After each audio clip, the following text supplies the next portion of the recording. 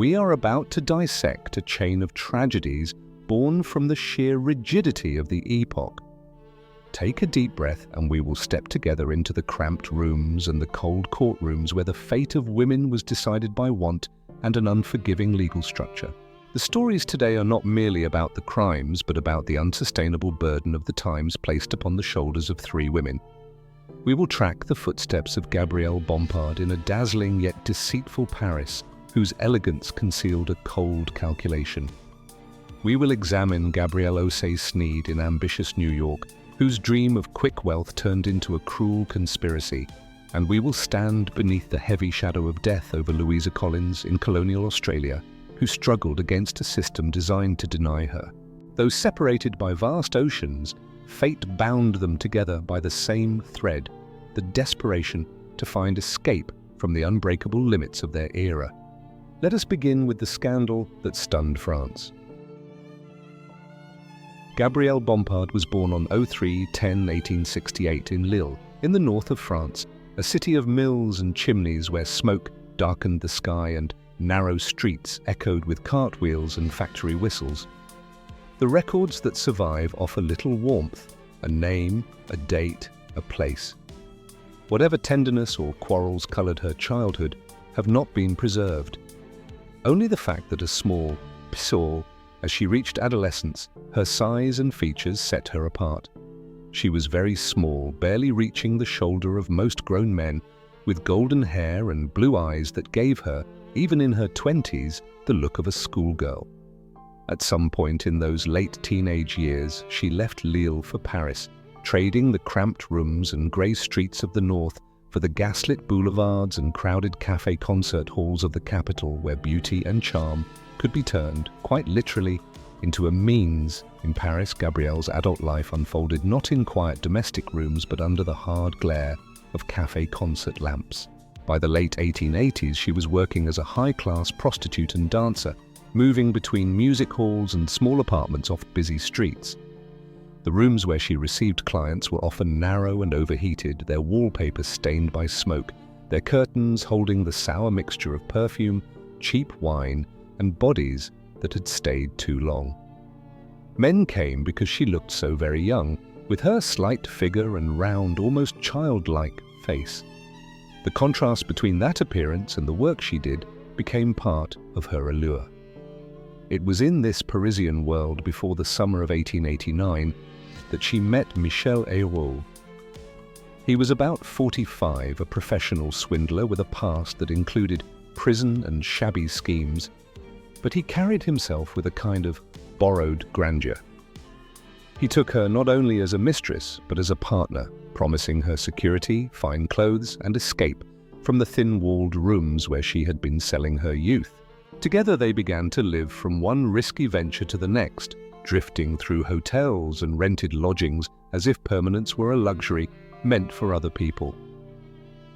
As 1889 began, the pair's life in Paris slid from precarious to dangerous. Money was always short. Hérault's schemes yielded only brief flashes of comfort between longer stretches of worry, unpaid bills, and rooms they left at night to avoid the landlord. Gabrielle, with her slight figure and wide blue eyes, was both an ornament and an instrument in his plans. He saw how men watched her, how they leaned closer when she laughed, how her small size and childlike face lowered their guard. That spring, their attention fixed on a particular man, Toussaint Augustin Gouffet, a 49-year-old huissier de justice in Paris, prosperous and known to enjoy the company of women. He moved in offices and salons where carpets were thick and the air smelled of ink, leather, and good tobacco. For a couple living by deceit, he was both opportunity and temptation. Under Hérault's direction, Gabrielle drew near to him, and arrangements were made for a private evening. By 07/26/1889, everything was prepared. A small apartment on Rue Tronçon-du-Coudray had been rented. In its main room, the ceiling now held a pulley, and a large trunk stood ready. That evening, Gouffet left his office at Place de la Madeleine in Gabrielle's company, accepting her invitation to take a drink at the flat. There, in a close lamplit room with its curtains drawn and its strange new hardware half concealed above an armchair, events moved toward a conclusion from which neither she nor Hérode could turn back. What followed would end one man's life and send the other three figures, victim, lover, and swindler, into the darkest pages of French criminal history. On the evening of 07/26/1889, the little apartment on Rue Tronçon du Coudray was lit against the summer dusk. At some point between 8 and 9 o'clock, neighbours later recalled hearing footsteps on the stairs, the sort of measured tread that suggested a gentleman in no particular haste. Gabrielle went up with Toussaint Augustin Gouffet. The door closed behind them, and from the corridor the world fell quiet again. Whatever words were exchanged inside that narrow room left no trace in the record. Later that night, the silence was broken not by cries but by the dull, practical noises of removal. A large trunk was dragged or carried with effort down those same stairs. A hired vehicle waited in the street. The driver took a heavy piece of luggage and two passengers away into the Paris night, while Gouffet's rooms and office remained dark and undisturbed. When the trunk left Paris on the night of 07/26/1889, it carried its secret southward. It was taken by rail into the valley of the Rhône and at some point near the village of Millery, abandoned on a slope where scrub and grass grew among stones. There it lay for days in the summer heat, the wood swelling, the metal fittings growing hot under the sun. On 08/13/1889, a passerby noticed the strange piece of luggage left in the open, its presence too incongruous to ignore, and the authorities were called. When the trunk was forced open, the air around it filled with the sour stench of advanced decomposition. Inside lay a human body, curled and discoloured, too far gone for easy recognition. The remains were carried away to be examined, and the newspapers began to speak of the unknown man of Millery. Doctors, working in rooms that smelled of carbolic and decay, measured bones, examined the remnants of clothing, and tried to establish a cause of death from what little the state of the corpse would permit. By the time this work was underway, Michel Hérode and Gabrielle Bompard had already left France. In the weeks following 07/26/1889, they slipped out of Paris, passed through England, and then crossed the Atlantic, appearing in New York, then San Francisco, then Vancouver. They moved from boarding house to hotel, living out of valises in small, impersonal rooms where the wallpaper was unfamiliar and the voices outside the doors spoke other languages. Back in France, the investigation progressed slowly. The identification of the Millery body as Toussaint Augustin Gouffet came only after clothing and other traces were compared with what was known of the missing huissier from Place de la Madeleine. Once his name was fixed to the corpse, the police in Paris began to pull on the threads that led to Hérode and the small, fair-haired woman who had last been seen at his side. Notices went out, descriptions circulated, and the search widened beyond Europe. In 1889, after months abroad, Gabrielle left Hérode and eventually returned to France. On 01/20/1890, she presented herself to the authorities in Paris and surrendered. She gave a long statement, laying the whole scheme at Hérode's feet and describing herself as his instrument. On 05/21/1890, far from the grey stone of the Seine, Hérode was arrested in Havana, Cuba, and later brought back across the ocean to stand beside her in a French court. As 1890 drew toward its close, the case of the trunk at Millery and the missing huissier from Place de la Madeleine came before the Cour d'Assises de la Seine in Paris. The courtroom was crowded, the air warm and stale from too many bodies in heavy winter clothing, the wooden benches smoothed by years of anxious hands. At the center of it all sat three figures: the president of the court, erect beneath his robes, Michel Hérode, broad-shouldered and watchful, and beside him, very small in her white dress, 22-year-old Gabrielle Bompard. Reporters noted how she wept through much of the proceedings, her slight shoulders trembling, her face pale and childish under the harsh light. The prosecution laid out its case with deliberate care. They described Gouffet leaving his office on 07/26/1889 on the arm of a young woman. The rented apartment on Rue Tronçon-du-Coudray, with its pulley fixed to the ceiling. The great trunk and the disappearance that followed.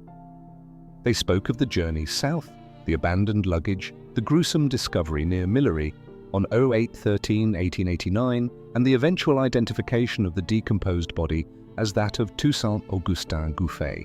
They traced the flight of Héraud and Gabrielle across borders and oceans, then their separate captures, her surrender in Paris on 01/20/1890, and his arrest in Havana on 05/21/1890. Witnesses came and went, railwaymen, innkeepers, neighbours, police and medical experts. The central theme was premeditation. The pulley in the ceiling, the rope, the trunk, sized to receive a human form. These were presented as mute tokens of intention. Héraud's long history of fraud and deceit was recalled, painting him as a man for whom another crime was only another step down a familiar road. For Gabrielle, the defence pursued a different path. Under the guidance of the celebrated advocate Henri Robert, they advanced the bold argument that she had been under Héraud's influence in a manner so complete that her will was no longer her own. The word hypnotism entered the proceedings, carried on the lips of doctors and men of science who disagreed sharply about its power. Some maintained that a weak nature could be bent entirely, others scoffed at the idea that a woman could be turned into a mere instrument by another's gaze. Gabrielle herself, when she spoke, did not shout. Her voice, by all accounts, was soft and often broken by sobs. She described Héraud as the author of the scheme, herself as an obedient tool. Whether the jurors saw in her the lost child suggested by her stature and white gown, or the calculating accomplice described by the prosecution, only they could say. In the end, they found both defendants guilty of the murder of Toussaint Augustin Gouffet. Héraud was condemned to death. Gabrielle, on account of her youth and the mitigating circumstances the court chose to recognize, was sentenced to 20 years of hard labor rather than the blade. After the verdict, events moved quickly for Michel Héraud. On 02/03/1891 in Paris, he was taken at dawn to the guillotine. The square was grey and cold. The crowd hushed with that peculiar stillness that gathers before an irreversible act. Héraud, who had once strode through schemes and countries with rough confidence, now walked a few measured steps, and then there was nothing more for the record to say about him. For Gabrielle Bompard, the road was longer. Sentenced to 20 years of hard labor, she entered the closed world of the prison, trading the gaslit cafes and small furnished rooms of Paris for stone corridors, iron doors, and the slow grind of regulated days. In practice, she served about 12 years, and in 1902, she was released. After that, the details of her life grow thin. There are scattered traces, suggestions of attempts at a quieter existence, but no firmly fixed final date of death. Beyond the early years of the new century, the record falls largely silent, yet her case did not fade. The idea that a young woman might be driven or drawn into murder under another's influence, the spectacle of hypnotism debated in a court of law, and the image of a small, fair-haired figure weeping in the dock all seized the imagination of Europe. Novelists and dramatists borrowed from the story of the trunk at Millery and the Petite Daumône of Paris, turning fragments of her life into fiction. Looking back now, it is hard to say where to place her. Was Gabrielle Bompard a willing partner in a carefully planned killing, or a slight, impressionable woman pulled step by step down a dark staircase she barely understood? Did the sentence she received strike the right balance between justice for a murdered man and pity for a life so clearly shaped by older, more practiced hands? And, in a different city, in some other cramped room lit by artificial light, could a young person still be led, by charm and pressure and the promise of escape, into a crime they could never have imagined alone? We are about to uncover a mystery buried for more than a century in old newspaper columns.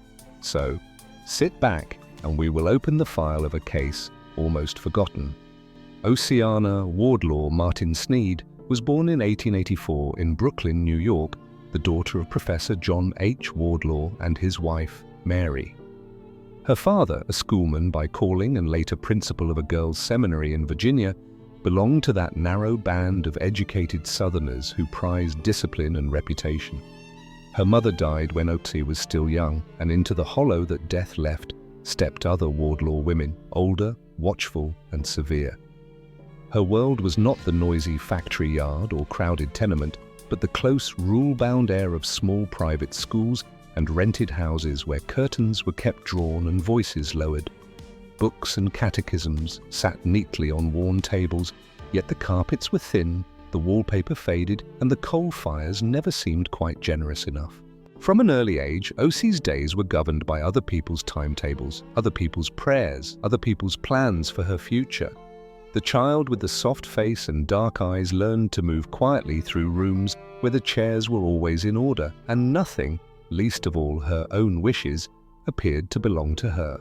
In 1907, when she was in her early 20s, Ocey was married to Fletcher Snead, the son of her aunt Mary W. Snead. It was not the kind of union that springs from two young people choosing each other in the light. Relatives later spoke of pressure, of arrangements made by the elder Wardlaw women who moved in the background like dark-clad wardens.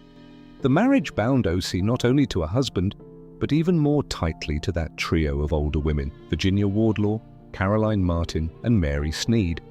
The years that followed should have brought the noisy warmth of children, but instead they brought a series of short, silent lives. Between 1907 and 1909, Ocey bore 3 infants.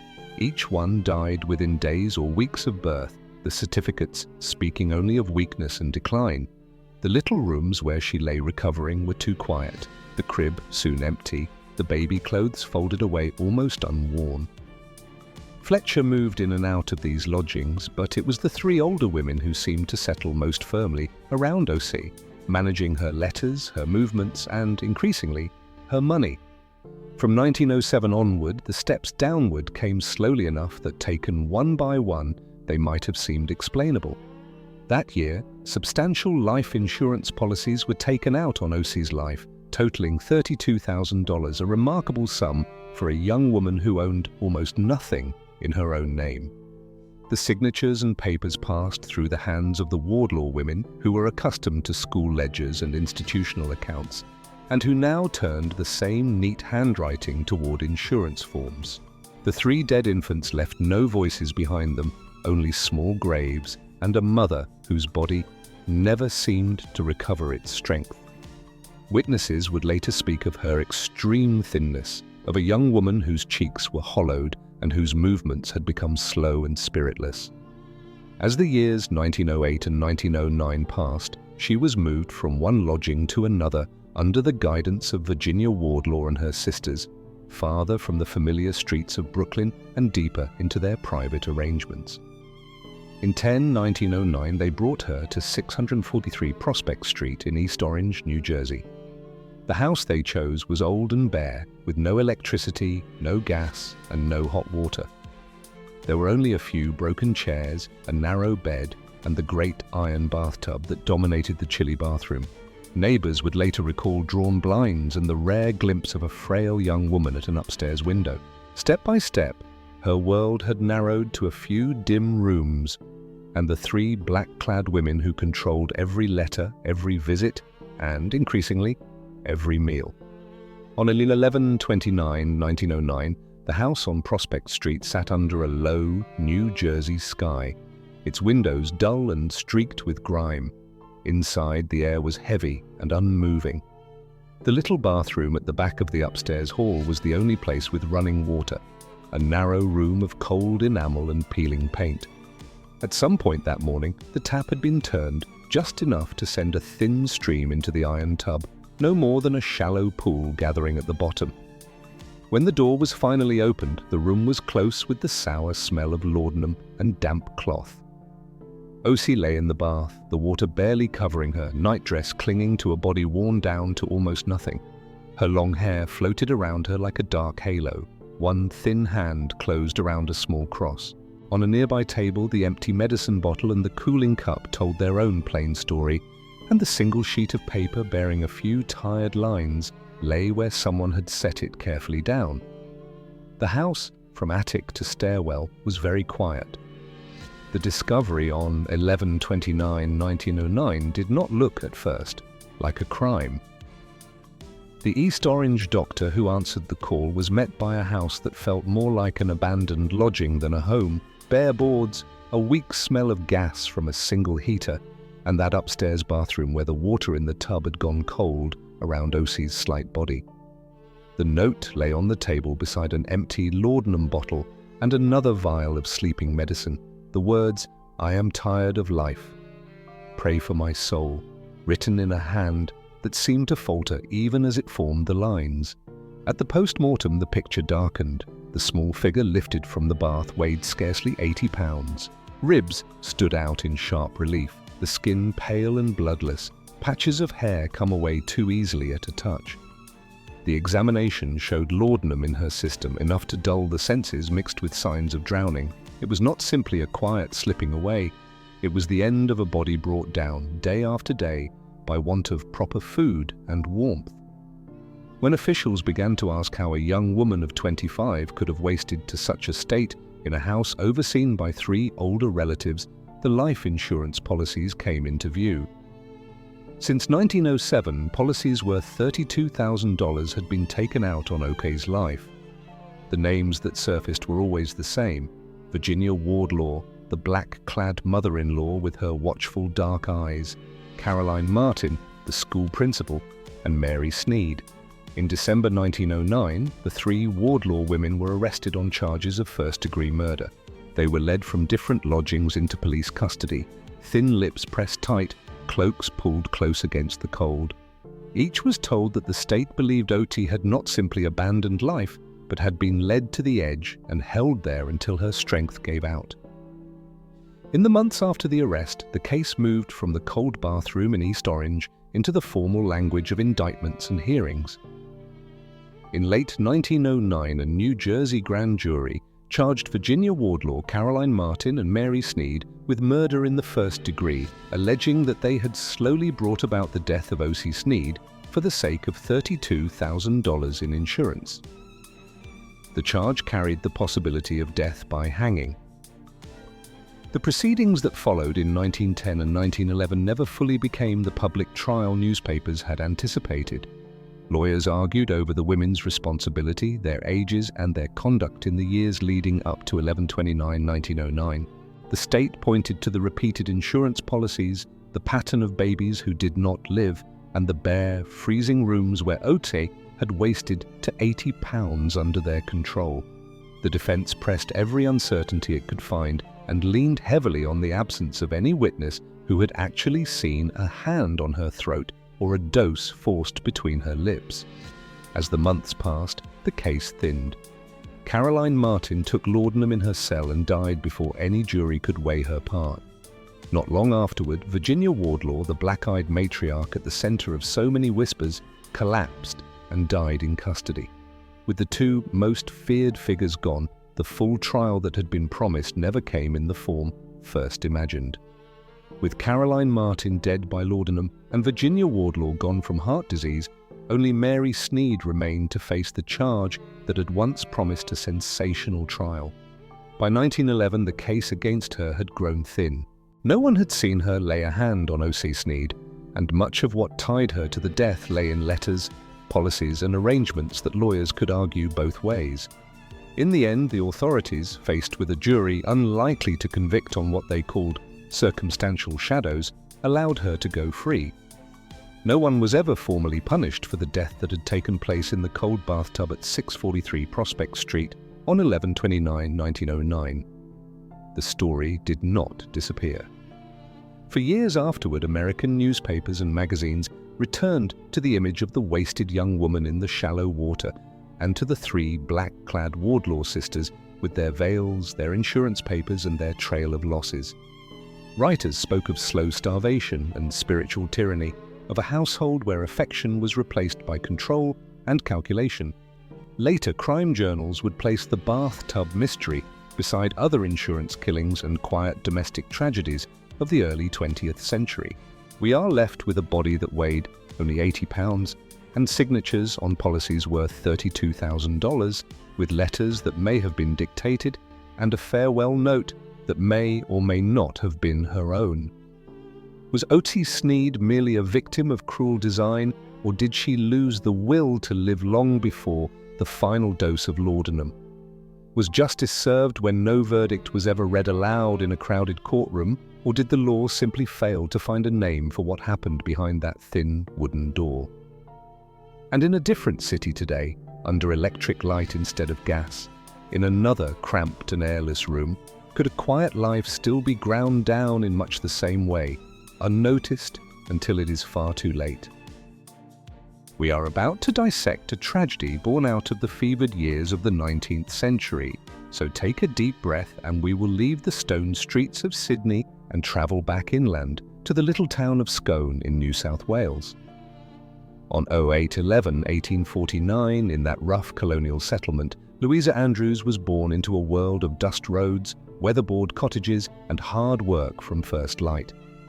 The colony was still young and raw. Summers burned the paddocks brown, winters pushed cold fog down into the creek beds. Inside the small family dwelling, ceilings were low, floors uneven, and the smell of wood smoke and boiled tea hung in the air. Money in such places was seldom abundant. Families took what work they could, odd jobs on farms, washing, sewing, tending to younger children while adults labored outdoors. A girl like Louisa would have grown up with calloused hands before she was grown, her days measured out in water buckets carried, shirts scrubbed on rough boards, and meals stretched thin over too many mouths. Schooling, where it existed, was brief and basic. Whatever letters Louisa learned would have been scratched on slates in cramped rooms, then laid aside for the more urgent lessons of survival in a colony that asked much and gave little. By the time she reached womanhood, she was another colonial working girl, accustomed to heat, dust, and the quiet arithmetic of not quite enough. In the early 1880s, the colony drew Louisa away from the inland town of her birth and down toward the spreading edges of Sydney. By 1881, she was living in the industrial suburb of Botany, married to Charles Andrews, a mill hand in the wool trade. Their house was a small weatherboard dwelling, close to the factories and the sour smell of dye and wet fleece.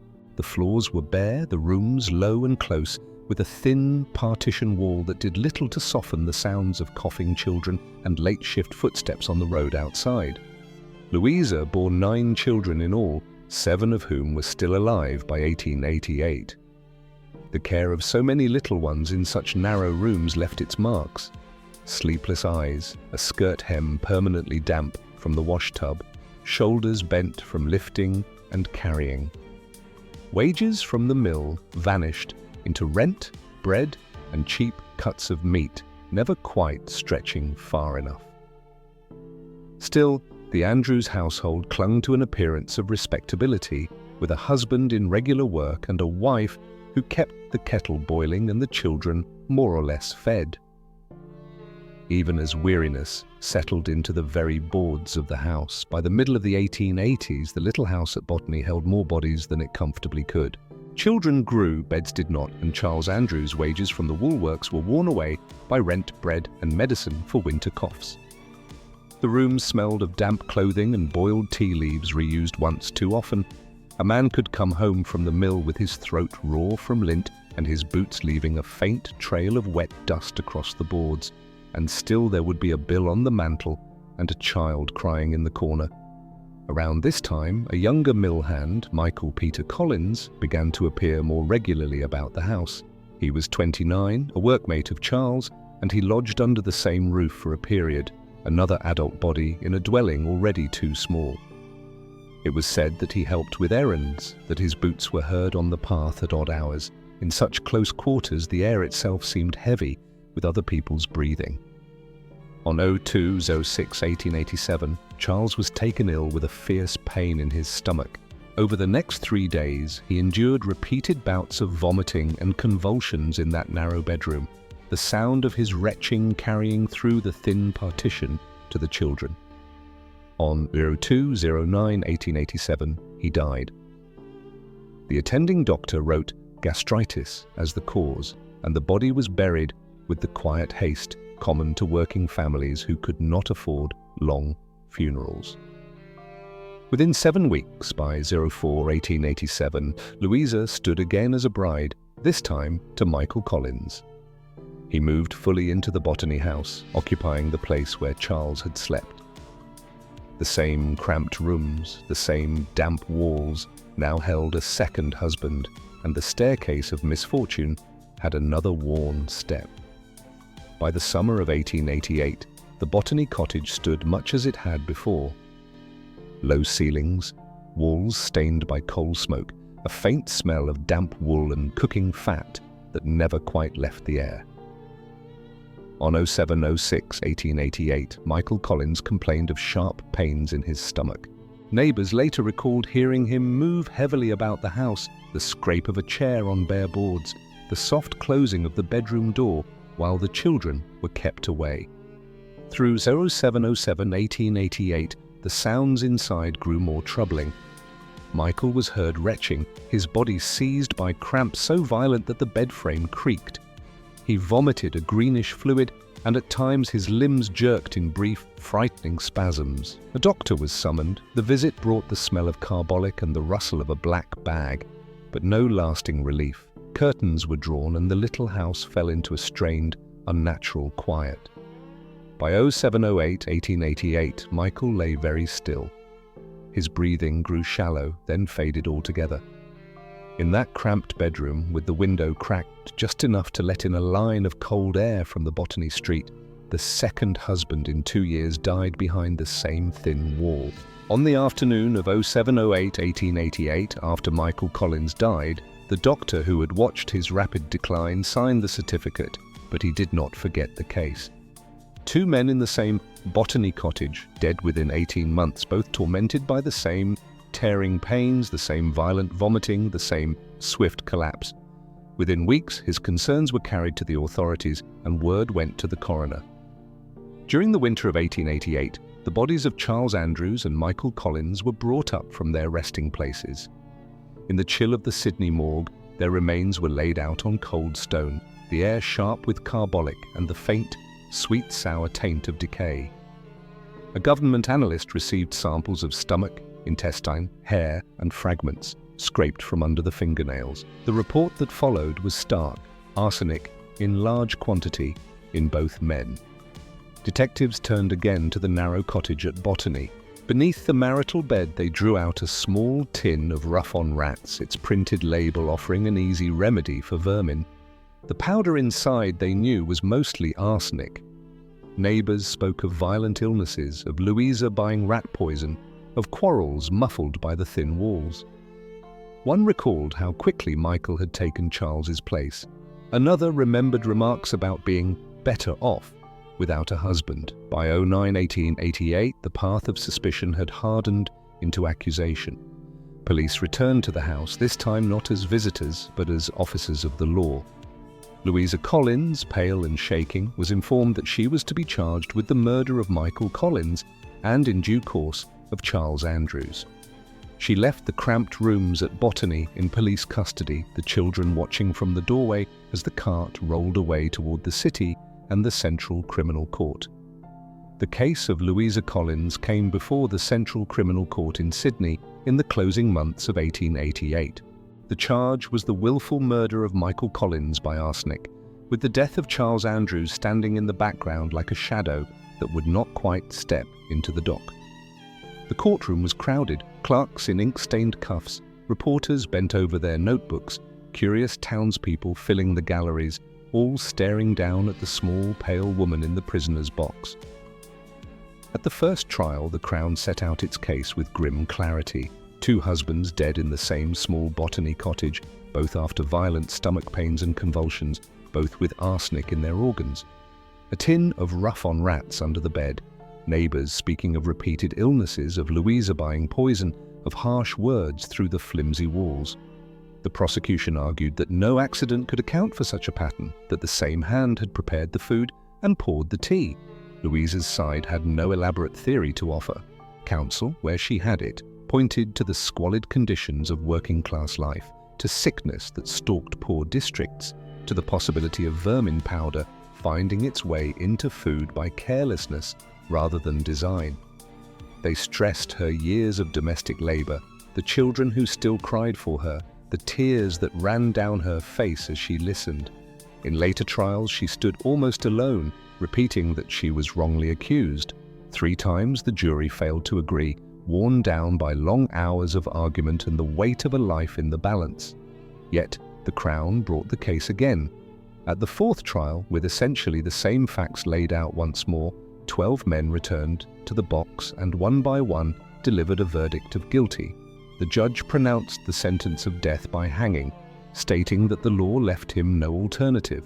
On the morning of 01/08/1889, the sentence was carried out. Inside the stone walls of Darlinghurst Gaol, the air was cool and still, the light thin and grey over the enclosed yard where the scaffold stood. Louisa Collins, 40 years old, was led out in a plain dress, her figure heavy, but her face drained of colour. Those who watched noted the way her shoulders had rounded, the way her steps seemed uncertain on the rough boards. Outside the prison, beyond the high walls, thousands of people pressed together in the streets, waiting for news of what they could not see. In the days between the final verdict in 1888 and that morning, petitions had circulated through Sydney and beyond, gathering tens of thousands of signatures. Clergymen, women's groups, and ordinary citizens pleaded for mercy, arguing that 4 trials for one woman and a death by hanging at the end of them went beyond what a just system should demand. The government refused to intervene. At a few minutes past 9 o'clock, the trap was sprung and her neck was broken at once. It was reported that her last words were a simple appeal for forgiveness. After 01/08/1889, no woman was ever again hanged in New South Wales, and none in the Australian colonies for poisoning. In the years that followed, the case of Louisa Collins became a touchstone whenever capital punishment and the treatment of women in the dock were debated. Was she a calculating poisoner, or a worn-down wife and mother whose life had narrowed to a few cramped rooms and bitter quarrels? Did the law do justice, or did it make an example of the easiest person to condemn? And in some other city today, in some other small kitchen, where money is short and tempers fray, how certain can we be that nothing like this could ever happen again? These 3 narratives, now closed, leave us with more questions than answers. We can never know for certain what truly moved Louisa Collins to act, the true measure of Gabrielle Snead's deception, or if Gabrielle Bompard ever regretted the theatrical performance she mounted in the courtroom. The bare truth remains, in every era, when desperation or ambition crosses a final threshold, human life becomes the ultimate sacrifice. Whether the motive was a life of luxury in Paris or a simple freedom in Sydney, the cost was always an irreversible tragedy. These cases are more than history. They are a mirror reflecting the fragility of morality when faced with the crushing pressures of the age. Let us heed the echoes of those choices across the centuries. If this historical comparison and exploration of human tragedy resonates with you, please show your support by liking this video and subscribing to the channel so we may continue to exhume the true history of crime.